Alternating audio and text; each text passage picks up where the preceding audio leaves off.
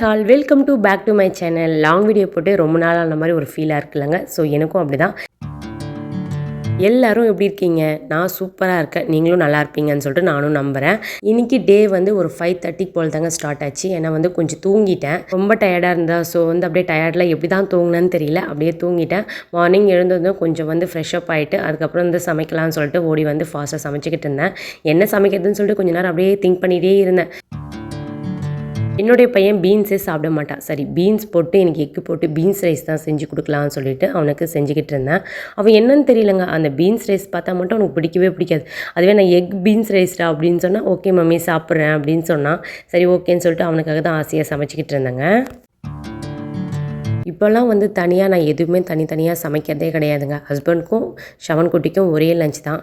அதையே அப்படியே சமைச்சு கொடுத்துருவேன். அவரும் சாப்பிட்ருவார், ஷவன் குட்டியும் சாப்பிட்ருவாங்க. ரொம்ப நாள் பிளான் கூட சொல்லலாங்க. ஏன்னா வந்து கொஞ்சம் வந்து வீட்டில் வந்து ஒர்க் இருந்தது. ஸோ அதை பண்ணணும்னு சொல்லிட்டு 2 இயர்ஸாக நானும் வந்து பண்ணாமல் அப்படியே வச்சுட்டு இருந்தேன். எதனால் பண்ணலன்னு கேட்டிங்கன்னா, நான் வந்து கன்சீவாக இருந்தேன், குழந்தை பிறந்தது. ஸோ வந்து அதுக்கு டைம் கிடைக்கவே இல்லை. இனி கொஞ்சம் ஃப்ரீ ஆகிட்டோமா, சரி இனிமேல் வந்து கொஞ்சம் வீடு வந்து க்ளீன் பண்ணிக்கலாமேன்னு சொல்லிட்டு பிளான் பண்ணிட்டோம். ஆக்சுவலி நாங்கள் வந்து வேறு வீடு தான் போகலான்னு சொல்லிட்டு பிளான் பண்ணியிருந்தோம். பட் வந்து யாருக்காக இருந்தாலும் சொந்த வீடு விட்டு போகிறதுக்கு கொஞ்சம் கஷ்டமாக இருக்கும்ல. ஸோ அதே சென்டிமெண்ட் தான் எங்களுக்கும். ஷவன்குட்டி ஸ்கூல் பக்கத்தில் தான் போகலான்னு சொல்லிட்டு பிளான் பண்ணியிருந்தோம். பட் வேண்டாம், சரி ஒரு 5 இயர்ஸ் 6 இயர்ஸ்க்கு இங்கே இருக்கலாம், குட்டி பையனை சேர்த்த பிறகு போய் சேஞ்ச் பண்ணிக்கலாம் அப்படின்னு சொல்லிட்டு பிளான் பண்ணிட்டோம். ஆக்சுவலி வந்து எனக்கு வந்து உண்மையை சொல்லணும்னா எனக்கு இங்கே இருக்க பிடிக்கல. நான் நியர்பை யாருமே இல்லை, கொஞ்சம் மாதிரி சேடாக இருக்க மாதிரி ஒரு ஃபீலாக இருக்குது. அதுக்காக தான் அப்படி நினச்சோம். பட் வந்து வேண்டாமேன்னு சொல்லிட்டு தான் நாங்கள் வந்து இப்போ வந்து வீட்டு வேலையில் கொஞ்சம் இறங்கியிருக்கோம். சுத்தமாக என்னால் வீடியோவே எடுக்க முடியல. ஏன்னா குட்டி பையனையும் பார்த்துக்கிட்டு சமைச்சிக்கிட்டு வந்தவங்களுக்கும் டீ காஃபி ஜூஸ் ஏதாச்சும் ஸ்நாக்ஸ் கொடுத்துட்டே இருக்கணுமா.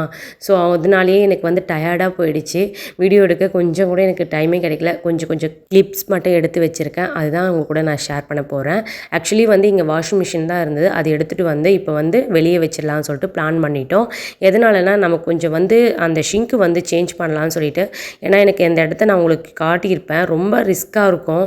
சரி இந்த இடம் ரொம்ப காலியாகவே இருக்கா, சரி அதை நம்ம வந்து யூஸ் பண்ணிக்கலாமேன்னு சொல்லிட்டு அந்த இடத்துல வந்து வாஷிங் மிஷின் வச்சிடலான்னு சொல்லிட்டு பிளான் பண்ணிட்டோம். இந்த ரீவொர்க் வேலையெல்லாம் முடிச்சுட்டு அதுக்கப்புறம் வந்து இன்டீரியல் ஒர்க்கும் கொஞ்சம் இருக்குது, கபோர்ட்ஸ் எல்லாம் கொஞ்சம் போடலான்னு சொல்லிட்டு பிளான் பண்ணியிருக்கோம். நெக்ஸ்ட் வந்து ஃபுல்லாக பெயிண்டிங் தாங்க பண்ணலான்னு சொல்லிட்டு. எந்த பெயிண்ட் சூஸ் பண்ணுறதுன்னு ஒரே கன்ஃபியூஷனாக இருக்குது. எந்த கலர் மெயினாக என் பையன் கேட்குற கலர் தான் நான் சூஸ் பண்ணேன்னா கண்டிப்பாக வீடு வெளிச்சமாகவே இருக்காது. அவன் அந்த மாதிரி சூஸ் பண்ணிகிட்டு இருக்கான். இந்த மாதிரி உங்கள் கிட்ஸ்க்கும் வந்து பீன்ஸ் எல்லாம் சாப்பிடாதவங்களா இருந்தால் கண்டிப்பாக வந்து இந்த மாதிரி ட்ரை பண்ணுங்கள். ஒன்றுமே இல்லைங்க, கொஞ்சமாக எண்ணெய் ஊற்றிக்கோங்க, கடுகு வெங்காயம் தக்காளி நல்லா வதக்கிக்கோங்க.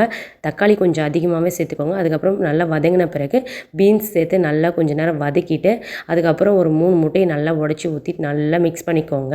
நான் அப்படி தான் பண்ணேன். டேஸ்ட் அல்டிமேட்டாக இருக்கும்.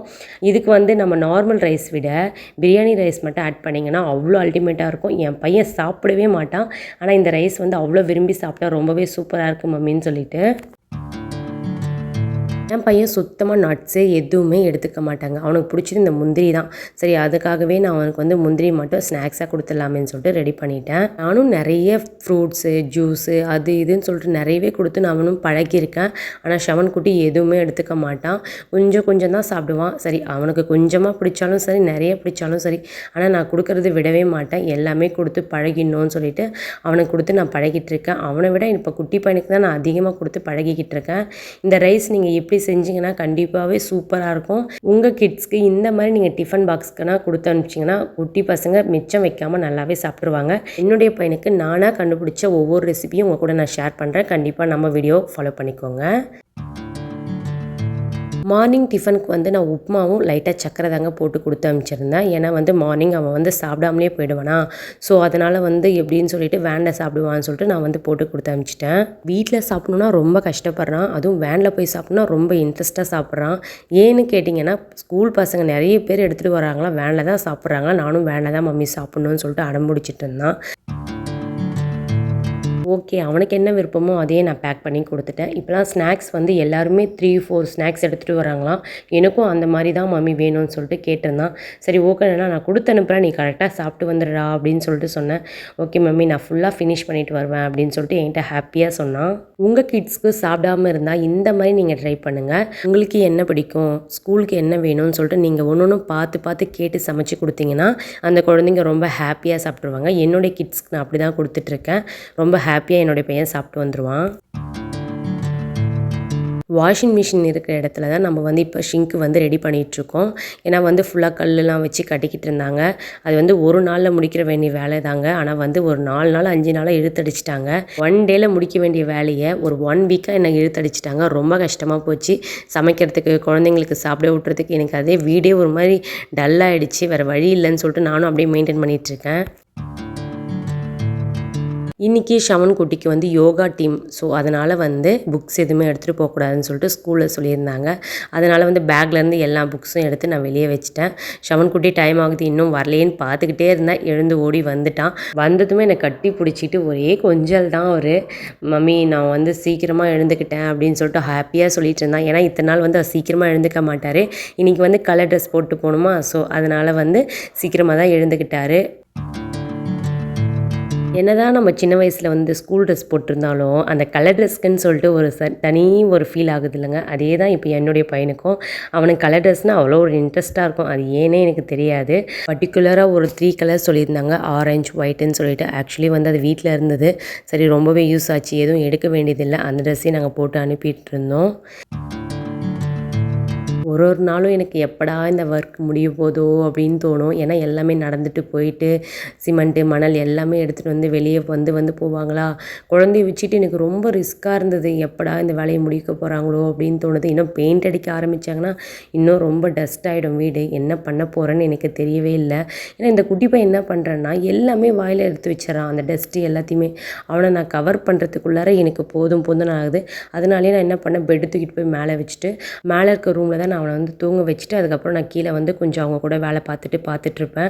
ஏன்னா அவங்களுக்கு டீ காஃபி எல்லாமே போட்டு கொடுத்துட்டு எதனா வேணும்னா சொல்லிவிட்டு நமக்கு சில சஜஷன் இருக்கும்ல, இப்படி வைங்க அப்படி வைங்கன்னு சொல்லிட்டு அவங்கள கொஞ்சம் நேரம் டார்ச்சர் பண்ணுவோம்ல. ஸோ அந்த வேலையில் நான் பண்ணிக்கிட்டு இருந்தேன். ஏன்னா எனக்கு இப்படி இருந்தால் தான் பிடிக்கும்னு சொல்லிட்டு நான் சில விஷயத்த சொன்ன பிறகு தான் அவங்க பண்ணிக்கிட்டு இருந்தாங்க.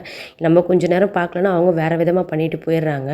அதுக்கப்புறம் வந்து ஷவன் குட்டி வந்து சாப்பிட மாட்டான்ல. ஸோ அதனால் வந்து அவனுக்கு மட்டும் பூஸ்ட் மட்டும் ஆற்றி கொடுத்துட்டு அவரை கிளப்பிட்டு இருந்தேன். நல்லா ரெடி பண்ணி ட்ரெஸ் போட்டு அனுப்புறதுக்குள்ளார நமக்கு தலையே சுற்றிடுதுங்க. ஏன்னா அவ்வளோ படுத்தி எடுத்துருவான் இவன். ஷவன் குட்டி பழைய ஸ்கூல் விட இப்போ நியூ ஸ்கூலில் ரொம்ப சூப்பராகவும் படிக்கிறான். அதை விட வந்து ரொம்ப ஹாப்பியாக டைமுக்கு ரொம்ப டிசிப்ளினாகவும் போயிட்டுருக்கான். எனக்கு அதுவே ரொம்ப ஹாப்பியாக இருக்குது. ஒரு ஸ்கூலில் ஃபஸ்ட்டு வந்து என்ன முக்கியம்னா ஃபஸ்ட்டு படிக்கிறத விட டிசிப்ளின் ரொம்ப முக்கியம். அந்த குழந்தைங்கள கேர் பண்ணுறது ரொம்ப முக்கியம். ஸோ இந்த ஸ்கூலில் வந்து ரொம்பவே அதை பண்ணுறாங்க. ஒரு நாள் வந்து ஷவன் குட்டி வந்து சாப்பாடு வந்து மதியம் டைமில் சாப்பிடவே இல்லை போல். மேம் எனக்கு வேண்டாம் அப்படின்னு சொல்லியிருக்கான். இல்லை ஃபுல்லாக காலி பண்ணணும், டிஃபன் பாக்ஸ் வந்து எம்டியாக தான் இருக்கணும்னு சொல்லிட்டு அவங்க சொல்லியிருக்காங்க. அது வந்து மிஸ் என்கிட்ட சொன்னாங்க. இல்லை மேம் எனக்கு வந்து அவங்க ஃபுல்லாக சாப்பிடணும், எதனால் அவன் சாப்பிட மாட்டேன்றான்னு சொல்லிட்டு நீங்கள் என்கிட்ட ரீசன் கேட்டு சொல்லுங்கள் அப்படின்னு சொல்லிட்டு சொன்னாங்க. இல்லை மேம் அவனுக்கு வந்து ஊட்டி விட்டால் தான் சாப்பிடுவான், இல்லைனா சாப்பிட மாட்டான் அப்படின்னு சொன்னேன். ஓகே மேம், நாளிலேருந்து நான் வந்து அவனுக்கு ஊட்டி விட்டுறேன், என் பக்கத்தில் உட்கார வச்சு நான் சாப்பிடும்போதே அவனையும் நான் வந்து சாப்பிட வச்சிடறேன்னு சொன்னாங்க. நான் சொன்னேன் மேம் இல்லை மேம் நீங்கள் வந்து அவன் டைம் இருக்கிற வரையும் சாப்பிட்டுட்டோம், அதுக்கப்புறம் வேண்டாம் அப்படின்னு சொன்னால் இல்லை மேம் எங்களுக்கு வந்து ரூலு, அவன் வந்து டிஃபன் பாக்ஸ் காலி பண்ணணும் அப்படின்னு சொன்னாங்க. எனக்கு ஆச்சரியமாக இருந்தது, இப்படி ஒரு ஸ்கூலு இந்த காலத்துலேயும் இருக்கா அப்படின்னு சொல்லிட்டு நான் யோசித்தேன். சில ஸ்கூலில் வந்து சுத்தமாக கேர் பண்ணிக்கவே மாட்டாங்க. லாஸ்ட் டைம் ஷவன் படித்த ஸ்கூலில் சுத்தமாக கேர் பண்ணவே இல்லை. ஆனால் இந்த ஸ்கூல் ரொம்ப கேரிங்காக இருக்கிறது எனக்கு ரொம்ப ஆச்சரியமாக இருக்குது. இந்த ஸ்கூல் மாதிரி எல்லா ஸ்கூலும் ரொம்ப கேரிங்காக குழந்தைங்கள ரொம்ப கேர் பண்ணுற ஸ்கூலாக இருந்தால் ரொம்பவே ஹாப்பியாக இருக்கும்னு சொல்லிட்டு நான் விரும்புகிறேங்க. கிச்சனில் ஃபுல்லாக வேலை நடக்கிறதால என்னால் 2 டேஸாக வந்து நான் வெளியே தான் பாத்திரத்தை போட்டு வாஷ் பண்ணிவிட்டு எல்லாத்தையுமே கழுவிட்டு இருந்தேன். ரொம்ப கஷ்டமாக இருக்குங்க. எல்லா பாத்திரத்தையும் கொண்டு வந்து இங்கே போட்டுட்டு அதை கழுவிட்டு திரும்ப எடுத்துகிட்டு போயிட்டு அங்கே வைக்கிறதுக்குள்ளார எனக்கு ரொம்ப கஷ்டமாக இருந்தது. வேறு யாருமே நமக்கு சப்போர்ட்டும் கிடையாது. ஹஸ்பண்ட் வந்து ஆஃபீஸ் போயிடுவாங்க. ஸோ வந்து நானே தான் இதை பார்த்துக்கிட்டு வெளியே ஒர்க்கும் பார்த்துட்டு மார்னிங்கே சமைச்சிட்றேன்னா, ஸோ அதனால் வந்து கொஞ்சம் ஒர்க் இப்போ அப்படியே நடந்துக்கிட்டு இருக்கு. நம்ம வீட்டில் ஃபுல்லாக பெயிண்டிங்லாம் பண்ணிவிட்டு கொஞ்சம் வீடே நல்லா ஒரு சூப்பரான டீப் க்ளீன் பண்ணிவிட்டு நான் உங்களுக்கு எல்லா அப்டேட்டும் உங்களுக்கு இன்னும் நான் ஷேர் பண்ணுறேன். யாருக்கிட்டேயும் நம்ம வந்து கடன் வாங்காமல் நம்மக்கிட்ட இருந்த காசை வச்சு நம்ம எப்படி வீடை வந்து க்ளீன் பண்ணி வச்சுக்கலாம், என்னென்ன திங்ஸ் வாங்கி போட்டால் யூஸாக இருக்கும், எந்த திங்ஸ் வாங்காமல் இருந்தால் யூஸ்ஃபுல்லாக இருக்கும்னு சொல்லிட்டு உங்கள் கூட நான் கண்டிப்பாக எல்லாத்துக்குமே டிப்ஸும் தரேன். நான் எப்படி ஃபேமிலி ரன் பண்ணுறதோ அதையும் உங்கள் கூட நான் கண்டிப்பாக ஷேர் பண்ணுறேன். அப்புறம் வர வீடியோஸ் எல்லாமே உங்களுக்கு ரொம்பவே யூஸ்ஃபுல்லாக இருக்கும், ரொம்பவே டிப்ஸிங்காக இருக்கும். இந்த ஒர்க் ஃபுல்லாகவே நான் வந்து எதுக்குமே நான் வந்து கடன் வாங்காமல் தாங்க நான் வந்து என்னோடய சேவிங்ஸ் பைசால தான் எல்லாமே நான் பண்ணிகிட்ருக்கேன். எப்படி சேவிங்ஸ் பண்ணலாம், எப்படி எதுக்குன்னு செலவு பண்ணலாம், எதுக்குன்னு செலவு பண்ணக்கூடாதுன்னு சொல்லிட்டு நான் உங்களுக்கு நெக்ஸ்ட் வீடியோவில் கண்டிப்பாக ஷேர் பண்ணுறேன். இந்த மாதிரி மோர் வீடியோஸ் பார்க்க சப்ஸ்கிரைபர் பண்ணாதவங்க இருந்தால் கண்டிப்பாக நம்ம சேனலை சப்ஸ்கிரைப் பண்ணிக்கோங்க. தேங்க்யூ ஃபார் வாட்சிங். பாய்.